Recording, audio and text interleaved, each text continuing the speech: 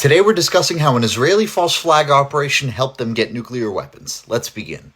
Known as the Lavon Affair by historians, 8 Egyptian Jews that were recruited by Mossad planted bombs inside of libraries, cinemas, and educational centers that were owned by the US and UK. At the time, Egypt was emerging from British colonial rule under Jamal Abdel Nasser, and Israel was fearful that there would be closer ties between Western powers and Egypt. So the plan was to blame the bombings on local groups and destabilize the Egyptian government. Now, the plot was foiled by the Egyptians, and these men were imprisoned and executed. But of course, Israel only continued to be more aggressive. The next year, in February 1955, Israel launched Operation Black Arrow, a military raid in the Gaza Strip that killed 38 Egyptians. Egypt then responded to this by turning to the Soviet Union for weapons, which the United States and Britain did not like. The US and UK then withdrew support for Egypt's massive dam project known as the Aswan Dam.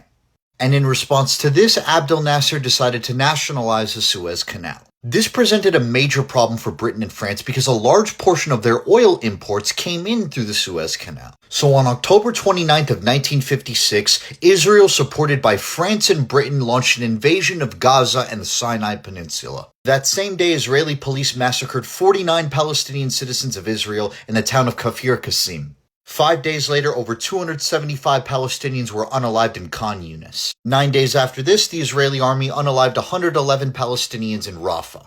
And although Israel, France, and the UK were unsuccessful in toppling Abdel Nasser, Israel occupied the Gaza Strip and Sinai until March of 1957. And after this, France accelerated their nuclear cooperation with Israel and laid the groundwork for their arms program. And in 1958, Israel, with the help of the French, began constructing the Dimona nuclear facility. And since the 60s, this facility and its nuclear reactor have helped Israel produce over 400 nuclear weapons since.